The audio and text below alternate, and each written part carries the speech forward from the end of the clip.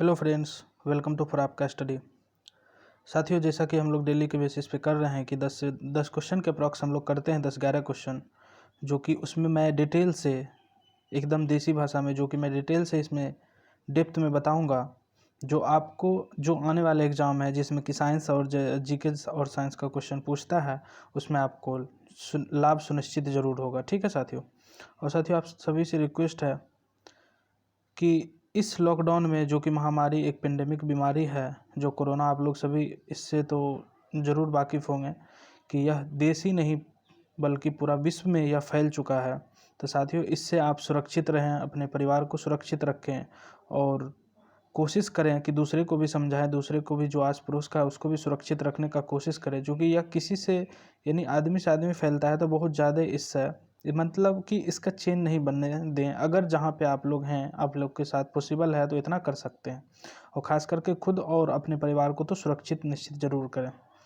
ठीक है साथियों, तो चलिए आज का फर्स्ट क्वेश्चन स्टार्ट करते हैं।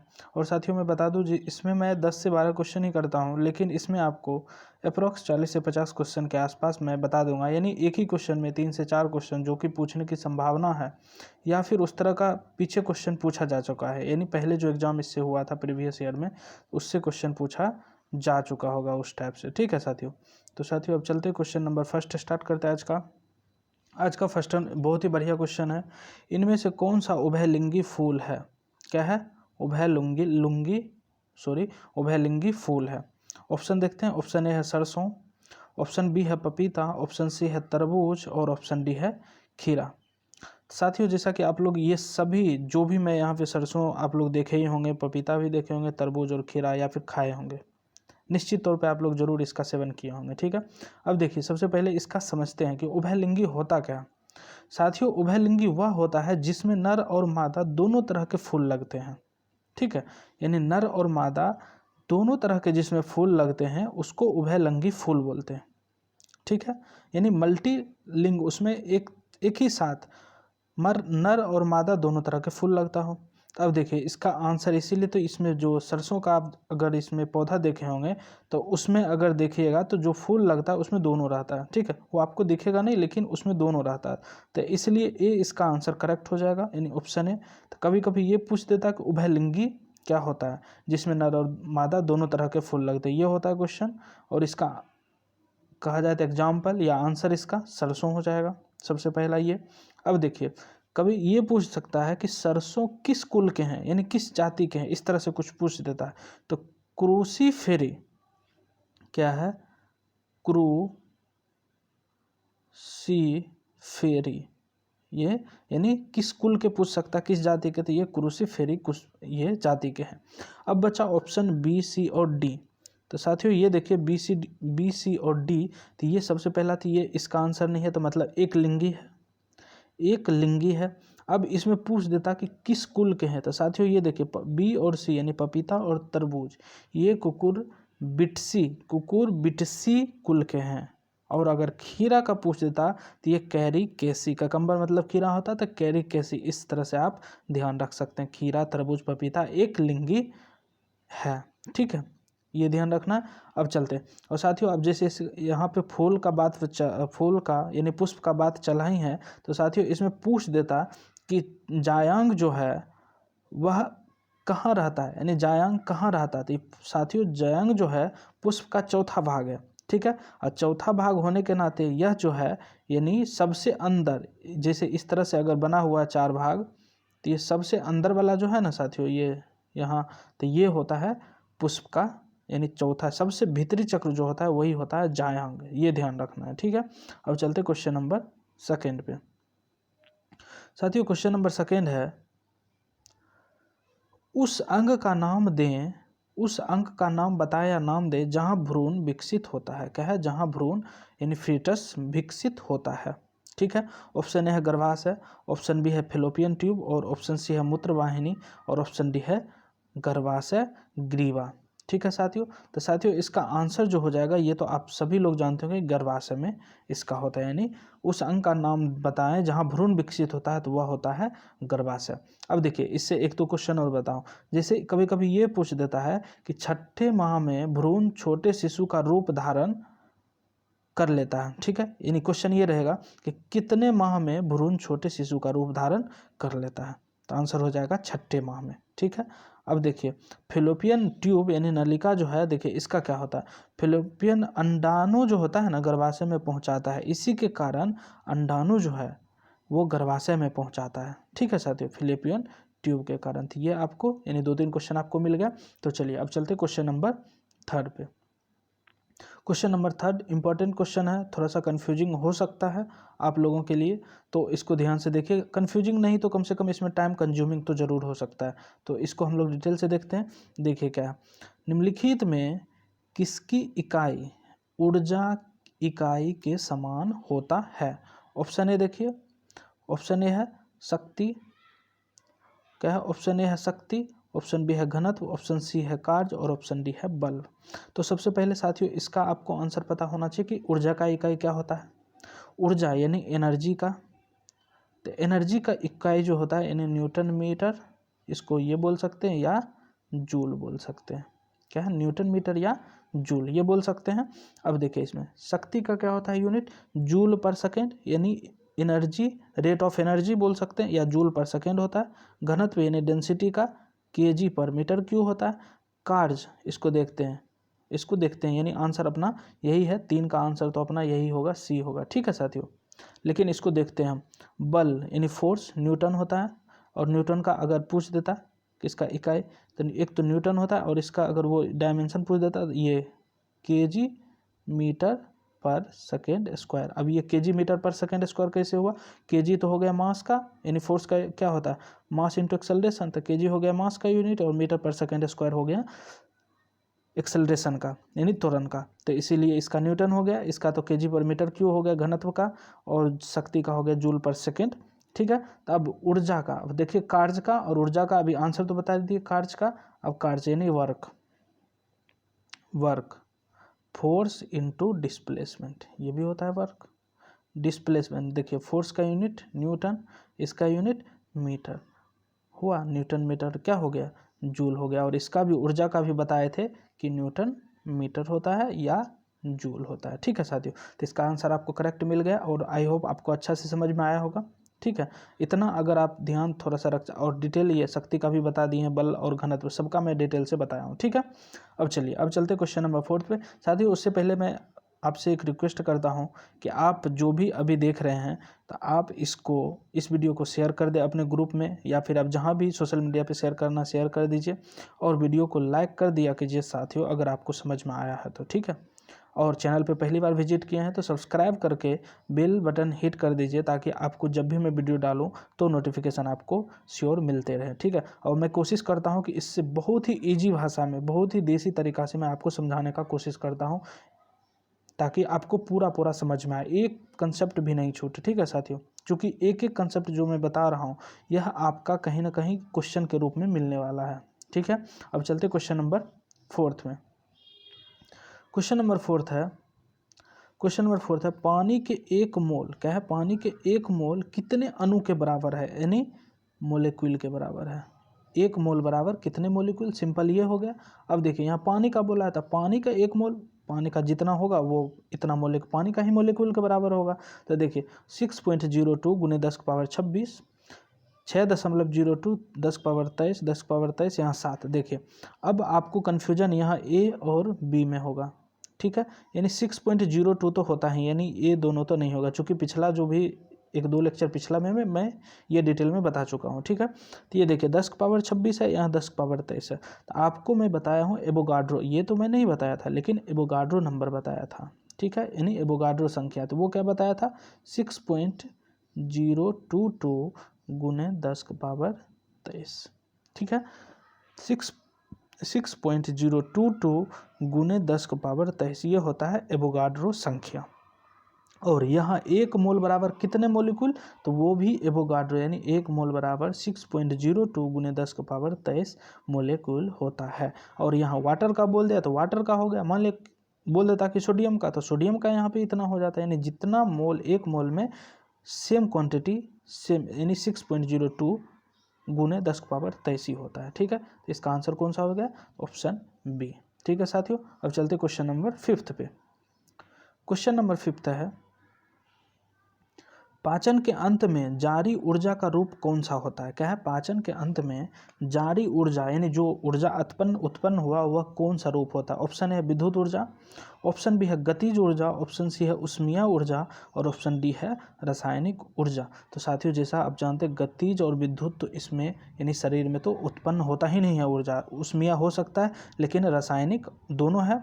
अब देखिए बोला है पाचन के अंत में, यानी जो भी उसमें एनर्जी था जो उसको पचाया भोजन को, तो उसको क्या किया? ऊर्जा में कन्वर्ट किया। तो वो किस रूप में आपके ब्लड के द्वारा आपके वेन्स में यानी सेल्स तक पहुंचता है? तो वो रासायनिक ऊर्जा होता है। ठीक है साथियों, आप अगर फिजिकली आप लोग यानी थोड़ा सा सोचें तो आपको ज़रूर समझ में आ जाएगा और कभी भूलेंगे भी नहीं कि जब शरीर से, जैसे आप कुछ भी खाना खाते हैं तो शरीर उसको क्या हुआ, लिया, उसको पचाया, उसमें जो एनर्जी था उसको अवशोषित करके वो ब्लड के माध्यम से आपके हर से एक एक सेल तक वो पहुंचाता है।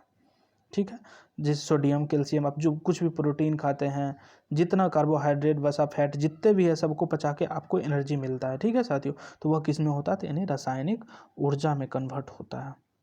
ठीक है, तो आंसर 5 का आंसर कौन सा हो जाएगा? तो ऑप्शन इसका डी हो जाएगा।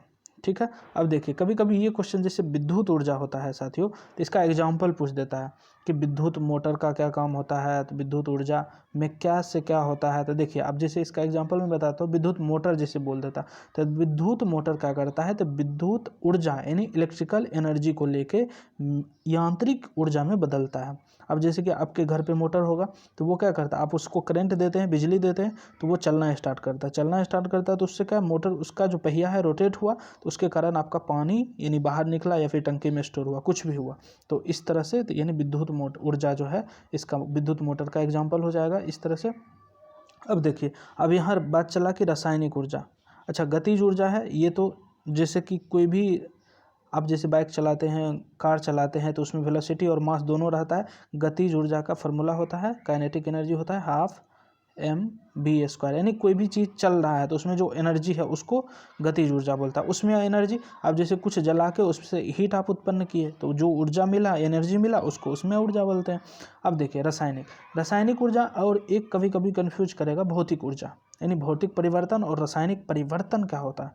तो साथियों, जैसे कि आप मोमबत्ती जलाए थे, आप लोग दीपावली या कहीं भी जरूर जलाए होंगे, मंदिर में कहीं पे भी, तो आप देखिए वहाँ क्या होता है कि जिस समय मोमबत्ती, जैसे ये है मोमबत्ती, ये मोमबत्ती जल रहा है, तो अब देखिए यहाँ पे क्या होगा कि जिस समय जल रहा है ना साथियों, तो वह होता है रासायनिक यानी केमिकल चेंज होता है। ठीक है, और जो जलने के बाद जो इकट्ठा हो जाता है, फिजिकल चेंज मतलब क्या हुआ, जैसे कोई स्क्वायर है उसको रेक्टेंगल बना दिए, स्क्वायर है उसको सर्किल बना दिए, तो वो फिजिकल चेंज हो गया, यानी देखने में शेप और साइज उसका चेंज हो गया, तो फिजिकल चेंज। और केमिकली चेंज, जैसे कि मोमबत्ती का एग्जाम्पल बताया, तो जिस समय जल रहा है यानी वह पिघल के आपको हीट एनर्जी के फॉर्म में दे रहा है, तो वो केमिकल एनर्जी है। यानी दोनों एग्जाम्पल एक मोमबत्ती जलने में ही है।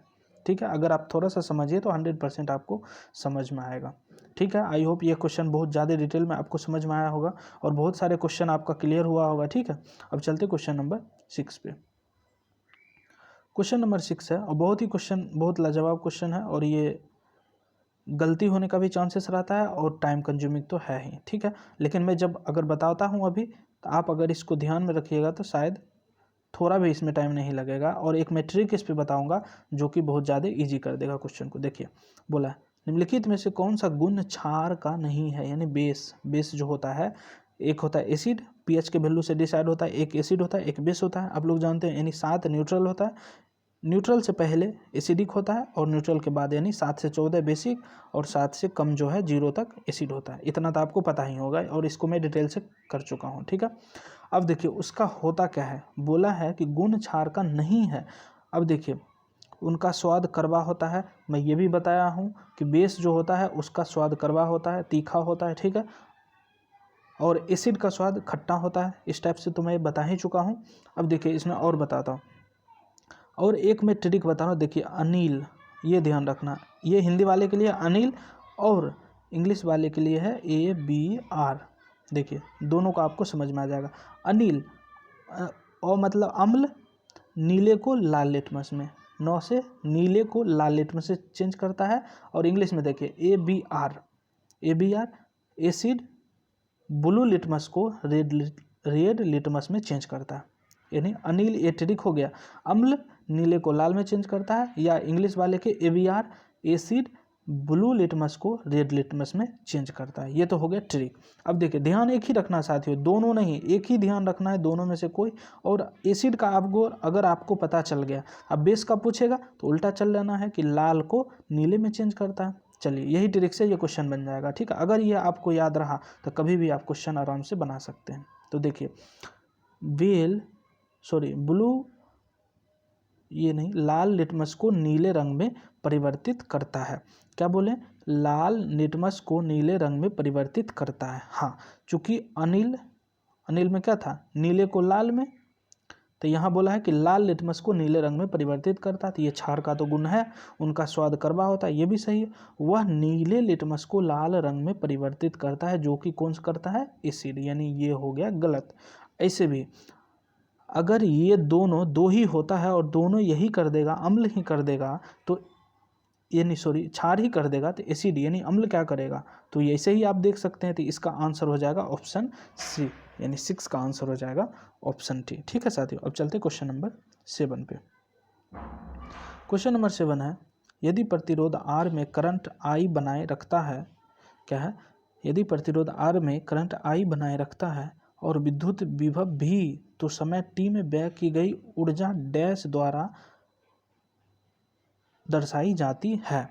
क्या है? यानी सिंपल है कि विद्युत ऊर्जा, ठीक है, ऊर्जा पूछ दिया गया कि एनर्जी यानी किसके बराबर होगा।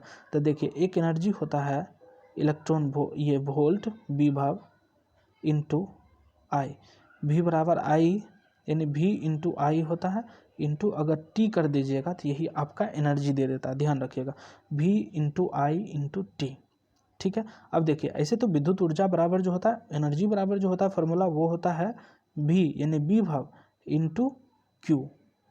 ठीक है, विद्युत ऊर्जा बराबर जो होता है विभव इंटू Q यानी आवेश, और आवेश बराबर आपको पता होगा कि Q बराबर जो होता है यानी I बराबर Q बाई टी होता है, आवेश पर सेकेंड, करंट बराबर Q बटे टी। तो लेकिन यहाँ Q बराबर था I इंटू टी, तो यानी I इंटू टी हो गया, तो इसीलिए V इंटू आई इंटू टी हो गया। ठीक है साथियों, तो इसका आंसर आप इसमें से मैच कर लीजिए, यानी एनर्जी बराबर V इंटू आई इंटू टी है, तो इसका मैच करते हैं। तो देखिए V इंटू आई इंटू टी यानी VI²T, ये नहीं होगा, ये नहीं होगा, ये तीनों तो नहीं हो पाएगा, तो ये V इंटू आई इंटू टी ये होता है विद्युत ऊर्जा का। देखिए क्वेश्चन को मैं छोटा करके आपको दिखा तो पूरा देखिए, ऊर्जा डैश द्वारा दर्शाई जाती है। ठीक है, तो इसका आंसर हो जाएगा ऑप्शन डी। अब चलते क्वेश्चन नंबर 8 पे। क्वेश्चन नंबर 8 है, निम्नलिखित में से कौन सा जानवरों में पाया जाना, क्या है, निम्नलिखित में से कौन सा जानवरों में पाया जाने वाला हार्मोन नहीं है? क्या बोला? हार्मोन नहीं है। अब देखिए ऑप्शन है इंसुलिन, ऑप्शन बी है ऑक्सिन, ऑप्शन सी थायरॉक्सिन, और ऑप्शन डी है एड्रेनालाइन। ठीक है साथियों, तो देखिए क्या है, इंसुलिन, ऑक्सिन, थायरॉक्सिन और एड्रेनालाइन। ठीक है, अब यहाँ बोला है, ध्यान देखिए, नहीं है वाला क्वेश्चन में ज़्यादा कन्फ्यूजन होता है, और कभी कभी लगता है आपको कि नहीं भूल जाते हैं, इसलिए आंसर ऊपर दिखा और मार के आराम से निकल लेते हैं। ठीक है साथियों, तो देखिए इसमें क्या होता है, ऑप्शन सबसे पहले तो इसका जैसे हम लोग आंसर जानते हैं, तो इसका आंसर हो जाएगा ऑक्सीन। अब देखिए इसके बारे में ही जान लेते हैं, यानी ऑक्सीन जो होता है ना साथियों, ये पौधों में पाए जाने वाला है हार्मोन। ठीक है, कहाँ पाया जाने वाला है? पौधों में। तो ये तो यानी जानवरों में हो ही नहीं सकता, ये पौधों में पाने, जानवरों में इंसुलिन, थायरॉक्सिन, एड्रेनालाइन ये सब पाया जाता है। अब देखिए ऑक्सीन के बारे में थोड़ा सा जानते हैं, ये क्या कार्य करता है। तो साथियों ऑक्सीन जो होता है ना हार्मोन, या फसलों को गिरने से बचाता है। जैसे कि अभी जैसे बारिश ये सब जो देखे होंगे कि बारिश के कारण ये गेहूँ बहुत सारा गिर गया, या फिर मकई गिर गया, या जो भी जहाँ भी खेती होता है गिर गया, तो जिस पौधों में हार्मोन ज़्यादा रहेगा ना, तो वो फसलों को गिरने से बचाता है, यानी नहीं गिरने देगा। ठीक है, और इंसुलिन जो है साथियों, ये इंसुलिन जो है, अगर इसमें इसका आप देखे होंगे कि इंसुलिन के कारण मधुमेह बीमारी भी होता है अपना आदमी में, यानी ह्यूमन में देखे होंगे जरूर। यानी इसका अगर अल्प स्रावन हुआ, यानी कम स्रावन हुआ, तो यह डायबिटीज रोग उत्पन्न करता है। देखिए इंसुलिन का काम क्या है, जो भी ग्लूकोज है उसको यानी कि तोड़ना, ठीक है, यानी ग्लूकोज को कम करना। लेकिन इंसुलिन ही अगर हार्मोन स्रावन कम हुआ, तो 100% श्योर है कि क्या होगा, कि ये चीनी यानी शुगर का जो है लेवल बढ़ते जाएगा, एक समय ऐसा आएगा कि शुगर का लेवल बहुत ज़्यादा बढ़ जाएगा, तो इसी को बीमारी को बोला जाता है डायबिटीज़। ठीक है, आई होप यह बहुत अच्छा से आपको समझ में आया होगा। अब चलते, अच्छा कभी कभी ये पूछ देगा कि पौधों में, जैसे अभी तो ठीक है एक ऑक्सीजन दिया हुआ है, और कभी ये पूछ देता कि पौधों में कौन कौन सा ऑक्सीजन पाया जाता है, या ये 4 ऑप्शन दे दिया, पूछ देता कि कौन सा ऑक्सीजन इसमें से पाया जाने वाला, पौधों में ऑक्सीजन ये हार्मोन पाया जाने वाला है। एक तो ऑक्सीजन मिल गया, यहाँ जो बताया एक ऑक्सीजन मिल गया। दूसरा जिब्रेलिन्स होता है, साइटोकाइनिन होता है, ठीक है, जिब्रेलिन साइटोकाइनिन ये सब होता है, एथिलोन होता है, फ्लोरीजेंस होता है, ये सब हार्मोन पौधों में पाया जाता है। कौन कौन सा? एक तो ऑक्सीन, जिब्रेलिन्स, साइटोकाइनिन, एथिलीन, फ्लोरीजेंस आदि, ये सब जो है बहुत सारा ये इसमें पाया जाने वाला हार्मोन है। ठीक है साथियों, अब चलते क्वेश्चन नंबर 9 पे। क्वेश्चन नंबर 9 है, ऑक्सीजन में कार्बन को जलाने पर ऑक्सीजन में कार्बन को जलाने पर कार्बन डाइऑक्साइड उत्पन्न होते समय कौन सी अभिक्रिया घटित होती है? देखते हैं छोटा करके। हाँ, घटित होती है। कौन सी अभिक्रिया घटित होती है? तो देखिए इसका आंसर है योगात्मक अभिक्रिया, प्रतिस्थापन अभिक्रिया, और दहन अभिक्रिया, और अपघटन अभिक्रिया। तो साथियों ऑक्सीजन में कार्बन को जलाने पे तो और कार्बन डाइऑक्साइड उत्पन्न भी होता समय कौन सी अभिक्रिया होता है? साथियों ये सिंपल है, यानी दहन अभिक्रिया होगा। ऑक्सीजन के समय में, यानी ऑक्सीजन के प्रेजेंस में जो भी जलेगा वो दहन ही प्रक्रिया होगा, ये श्योर है, आप लोग को तो पता ही होगा। और कभी कभी साथियों ये पूछ देता है कि दहन के पोषक, लिख देगा डैश है, यानी दहन के पोषक क्या है? तो साथियों इसका आंसर भी ऑक्सीजन होता है, यानी ऑक्सीजन रहेगा तभी कुछ भी जलेगा, जैसा आप लोग जानते हैं। ठीक है, यानी ऑक्सीजन है तो जलेगा, तो इसीलिए पोषक बोला जाता है ऑक्सीजन को, दहन के पोषक बोला जाता है ऑक्सीजन को। और दहन के अपोषक बोल दिया, अपोषक यानी दहन को बंद करने वाला, तो ये क्या हो जाता है? CO2 यानी कार्बन डाइऑक्साइड हो जाता है इसका आंसर। ठीक है साथियों, तो इसका आंसर जो है यानी क्वेश्चन नंबर 9 का ऑप्शन सी हो जाएगा करेक्ट। अब चलते क्वेश्चन नंबर 10, और ये आज का लास्ट क्वेश्चन होगा साथियों, जैसा कि आप लोग जानते होंगे। तो चलिए एक क्वेश्चन देखते हैं। मैग्डेलिना नदी दक्षिण अमेरिका के सबसे बड़ी नदी घाटी में से एक है, यह किस देश से होकर बहती है? देखिए सबसे पहला तो एक ये क्वेश्चन है, इसी को आपको ध्यान रखना है। एक क्वेश्चन ये है कि मैग्डेलिना नदी दक्षिण अमेरिका की सबसे बड़ी नदी घाटी है। क्वेश्चन देखिए क्या बनेगा, बोल देगा मैग्डेलिना नदी दक्षिण अमेरिका के सबसे बड़ी नदी घाटी में से एक है, यानी ये क्वेश्चन है दक्षिण अमेरिका के सबसे बड़ी नदी घाटी में से कौन सा एक है, और ऑप्शन दे देगा और मैग्डेलिना नदी दे देगा। तो आंसर तो पहले ये ध्यान रखना, इसी तरह याद रख लीजिए कि मैग्डेलिना नदी दक्षिण अमेरिका की सबसे बड़ी नदी घाटी है। ठीक है, सबसे बड़ी। अब देखिए इसका ऑप्शन देखिए, ब्राज़ील, कोलंबिया, चिली और अर्जेंटीना। तो साथियों इसका आंसर हो जाएगा अर्जेंटीना से होकर। यह किस देश से होकर गुजरती है? तो अर्जेंटीना से होकर गुजरती है। इसमें एक दो पॉइंट ध्यान रख लीजिएगा साथियों, जैसे अमेजन जो है ये अमेजन जो है दक्षिण अमेरिका के, अमेजन कहाँ का ये जंगल है, तो ये भी आप लोग दक्षिण अमेरिका का जो है महादेश की सबसे लंबी नदी है अमेजन नदी बोलेगा साथियों, तो यह जो है यह दक्षिण अमेरिका के सबसे लंबी नदी है। ठीक है, और विश्व की सबसे लंबी नदी बोलेगा तो विश्व का बोल रहे हैं, विश्व की सबसे लंबी, तो ये होता है नील नदी। अमेजन जो है यह दक्षिण अमेरिका की सबसे लंबी नदी है, लेकिन अगर विश्व का बोले तो यह हो जाएगा नील नदी। ठीक है साथियों, तो आई होप वीडियो आपको अच्छा लगा होगा।